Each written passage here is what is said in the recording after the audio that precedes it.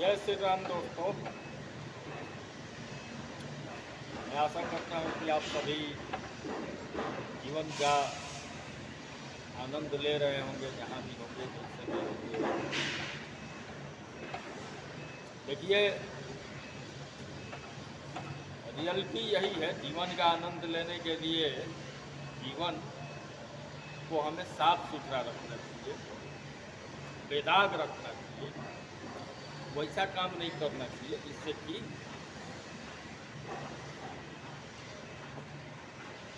कोई हमारे ऊपर उंगली उठाए।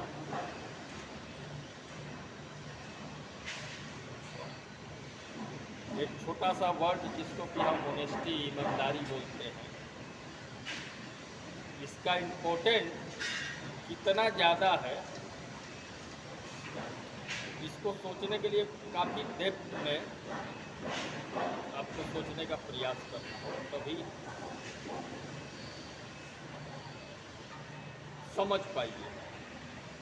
वैसे तो कहने को कोई भी कह देता है, बोल देता है ये ईमानदार होना चाहिए, ऑनेस्ट होना चाहिए, लेकिन छोटा छोटा चीज़ पर छोटा सा कुछ वैसा दिख जाता है तो आदमी का ईमान वहाँ पर देखिएगा डगमगा जाता है। और ये जीवन के लिए, किसी के भी जीवन के लिए काफ़ी ही हानिकारक है। रहा सवाल दौर का, एक दौर भी होता है। मान लीजिए 2014 के बाद से तो हमारे देश का एक दौर ही बदल गया, एक अलग डायरेक्शन में देश जा रहा है, ये तो हर देशवासी देख पा रहे हैं और समझ भी पा रहे हैं। कुछ लोग जानबूझ के समझते हुए भी ना समझ बनते हैं, ये अलग बात है, लेकिन समझ सभी रहे। 2014 के बाद बहुत कुछ बदला है और ये छोटा मोटा परिवर्तन नहीं है, बहुत बड़ा परिवर्तन। नहीं तो उसके पहले क्या था, बस हर इंसान यही सोचता था कैसे भी करके, कुछ भी करके, आल जाल करके, 2 नंबर करके, फ्रॉड करके, कैसे भी करके बस पैसा बनाए, पैसा वाला हो जाओ और उसके बाद सब कुछ, पावर, प्रशासन, सत्ता सब आपके हाथ में होगा। बस कैसे भी और फ्रॉड, जल्दसाजी, कुछ भी करके पैसा बनाए।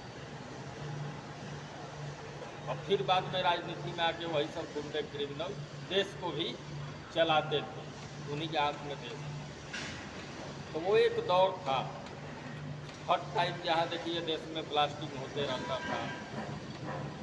कभी रेल में ब्लास्ट हो रहा तो कभी मुंबई में ब्लास्ट हो रहा, और तो और छोड़िए संसद भवन पर जब हमला, अटैक हो जाता था और आपके सैनिक का, हमारे देश के सैनिक जो कि हमारे अभिमान है, हमारे लिए गर्व, उनका सर काट के हमारे देश में भेजने का साहस पाकिस्तान जैसा देश, सोचिए वो भी एक दौर नहीं था तो क्या बोले, दौर था।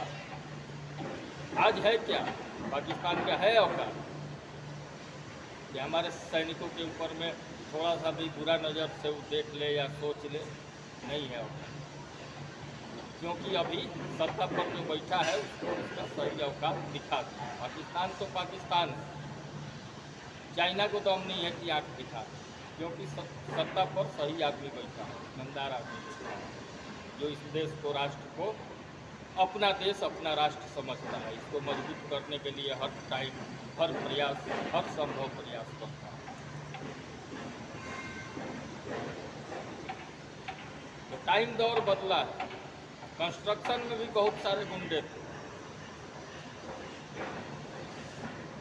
जो कि उल्टा सीधा करके स्टाफ का, वर्कर का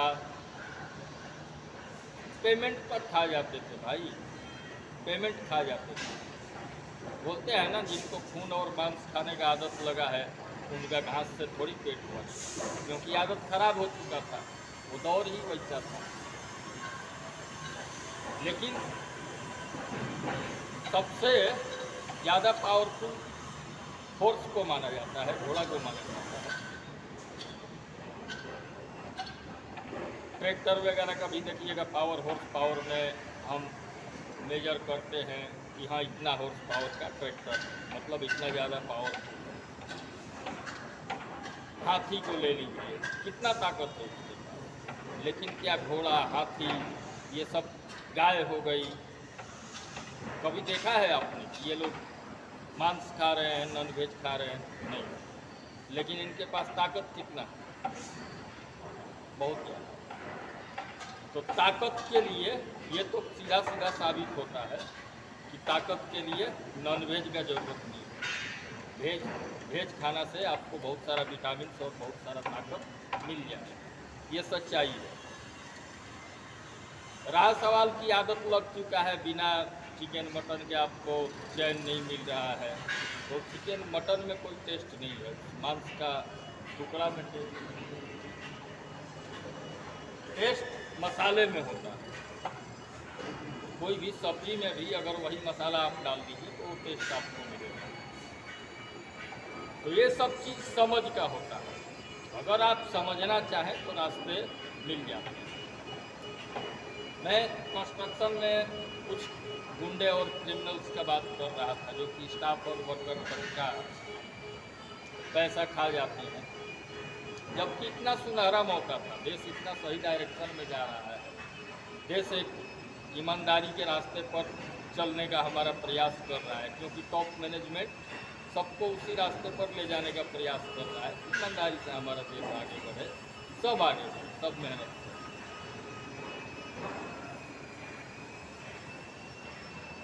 लेकिन मैं बात कर रहा आपका देवेश भाई का, सूरत के तुषार इंजीनियरिंग बोल के एक कंपनी उनका चलती थी। छोटे भाई के टाइम तक तो कंपनी काफ़ी ठीक ठाक थी, ईमानदारी से चलाया, क्योंकि उन्होंने कंपनी को बनाया। जो कंपनी को बनाते हैं ना, जिसके पीछे उन्होंने खून पसीना बहाया था, तो वो समझ रहे थे कि कंपनी कैसे बनता है और इसमें मेन पावर या आदमी का क्या रिस्पेक्ट होना है, उसका क्या वैल्यू है। तो छोटू भाई बढ़िया से जानते थे, इसीलिए उनके टाइम तक, जब तक उनके हाथ में बागडोर था, कंपनी काफ़ी ठीक ठाक चली। बाद में देवेश भाई के हाथ में बागडोर आया, तुषार इंजीनियरिंग का, जो कि सूरत की कंपनी थी, और फाइलिंग का काम वो फाइलिंग मशीन, मैट मशीन के द्वारा काफ़ी दिनों से ठीक ठाक कर रही थी, पैसा भी आ रहा था, लेकिन वही है नियत साफ नहीं। इसी दौरान एक अच्छे इंसान तेजस राजपूत के नाम से, हम लोग जिसको जानते हैं, वेलेंटी में मैनेजर लेवल पर जॉब करते थे, और उन्होंने काफ़ी देवेश भाई को कमाने में हेल्प भी किया, सपोर्ट किया। फिर देवेश भाई ने उनको लालच दिया कि आप ऐसा करिए, आप नौकरी क्यों कर रहे हैं, मेरे साथ आ जाइए, मिल के हम लोग कंपनी को आगे बढ़ाते हैं। इसमें कोई बुराई नहीं है, ठीक है, लेकिन बुराई यहाँ है कि देवेश भाई जो कंपनी के एक्चुअली जो ओनर थे, जिसके हाथ में कंपनी का बागडोर, उनका नियत साफ है। आपको कुछ भी बोल के कोई भी स्टाफ या वर्कर, हेल्पर, वेल्डर, बहुत सारे कैटेगरी के वर्कर्स का जरूरत पड़ता है ये कंस्ट्रक्शन। तो घुमा घुमा के उन्होंने सबको, काफ़ी पुराना बात भी हो गया, काफ़ी दिन तक मैं भी, मेरा भी उनके पास मिनिमम 1.5 लाख रुपया, 1.5 लाख था यार, मैंने आज कितना दिन हो गया, कम से कम 6-7 साल हो गए। वैसे ही मिनिमम बैंक के हिसाब से जोड़िएगा तो पैसा डबल होगा, वो अगला को तो देना ही नहीं है, तो डबल और ट्रिपल हम जोड़ के करेंगे क्या। उसका नियत ही वही था, और मेरे तरह न जाने कितने लोगों का पैसा था। अब बहुत सारे लोगों ने उनके ऊपर केस भी किया, प्रोजेक्ट मैनेजर लेवल का स्टाफ भी केस का कॉपी तक मेरे पास, वो अगला भेजा, रमेश पटेल। तो मान लीजिए engineer, manager, welder, helper, mat machine जो चलाता था ऑपरेटर, उसका भी हेल्पर, ये सब का भी पैसा खा जाना है। इतना छोटा सोचिए, इतना अच्छा एक गोल्डन टाइम चल रहा था, जो कि छोटी छोटी कंपनियां जिसके पास की जुगाड़ है, मैन पावर है, वो ग्रो करके आगे बढ़ रही है। आज के डेट में हमारा देश जब आगे बढ़ रहा है, तो हमारे देश के जो भी इंडस्ट्रीज है या जो भी काम करने वाले ठीक ठाक से अपना काम कर रहे हैं, 10, 20, 50, 100 एम्प्लॉइज रखे हैं, वर्कर रखे हैं, उनको ग्रो करने के लिए, आगे बढ़ने के लिए काफ़ी बढ़िया सुनहरा मौका था। क्योंकि 2014 के बाद से बिल्कुल ही टाइम बदल चुका है। अभी चारों तरफ ही काम का कमी नहीं है, हर जगह काम है, बस करने वाला होना चाहिए। करने वाला, मान लीजिए हम कुछ करना चाहते हैं, मेरे पास 100-200 मैन पावर है, तब ना हम कर पाएंगे। कोई काम हम पकड़ने जाएंगे, मेरे हाथ में मैन पावर है। मैन पावर कब टिकता है? मान लीजिए आप जिसका भी यूज कर रहे हैं, जिससे कमा रहे हैं, उसका भी ध्यान आपको रखना होगा ना। तो देवेश भाई ने ऐसा बिल्कुल नहीं किया। कितनों का पैसा खाया, कोई हिसाब नहीं है। लेकिन क्या वो पैसे खा के बहुत ज़्यादा पैसे वाले हो गए क्या? वो अगला का बैकग्राउंड ऐसा था, हम उस टाइम सुनते थे कि एक रात में कहीं होटल में बैठा तो 2-3 लाख का दारू तक पी जाता था। ये 5 साल 6 साल पहले का बात था।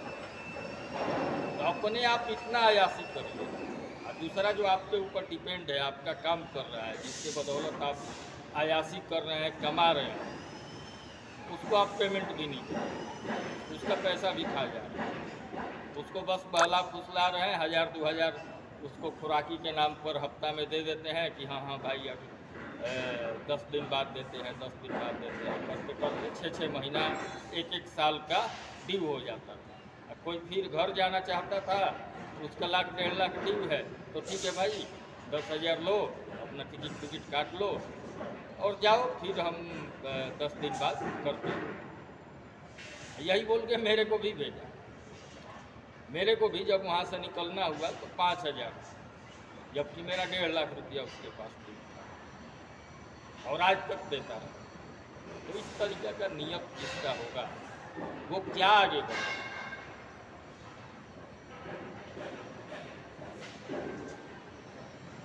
खुद तो डूबना ही है, और कितने सारे लोगों का बद्दुआ क्या वो अगला के ऊपर असर नहीं करेगा। छोटे छोटे मेरे को याद है हेल्पर टाइप के बच्चे जो कि कितना डे नाइट करके काम करते थे, मेहनत करते थे, सब हम लोग के पास भी फ़ोन करते थे कि हाँ साहब मेरा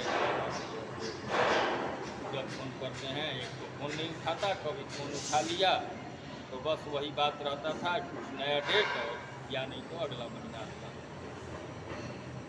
तो इस तरीके का करप्शन, ये तो मैं लाइफ जो जीवन में खुद जो झेला था, देखा था, वो आपको बताया। बाकी इस तरीका का इंडिया के कोने कोने में, हर स्टेट में, बल्कि हर जगह ये सब चीज़ काफ़ी तेज़ी से धड़ल्ले से चल रहा था। वो एक दौर था। और मोदी जी के आने के बाद जो देश में जो एक परिवर्तन आया, इसके बाद ऐसे लोगों का धीरे धीरे सुखड़ा भी साफ होना चाहिए। क्योंकि अब गलत करने वालों का खैर नहीं है। वो टाइम गया जब करना था कर लिया। अब आपको करना है तो ईमानदारी के रास्ते ही चलने का सोचना पड़ेगा, और उसी रास्ते पर आप कुछ कर सकते हैं। ये सच्चाई है और ये देश के लिए भी अच्छा है, सभी के लिए अच्छा है, सबके लिए अच्छा है। लेकिन हाँ देखिए, वीडियो में मैं इतना डिस्क्राइब के साथ जो बात किया, सूरत की कंपनी तुषार इंजीनियरिंग, नाम याद रखिएगा। तो ऐसा नहीं कि अभी भी काम चल रहा होगा, अभी कहीं ना कहीं वही काम पकड़ के करता ही है, मशीन फशीन पड़ा ही है। लोग बेवकूफ़ तो बन ही जाते हैं ना। मान लीजिए पुराने लोग जो समझ गए, बेवकूफ़ नहीं बन रहे, उसके झांसे में नहीं आ रहे हैं, कोई ना कोई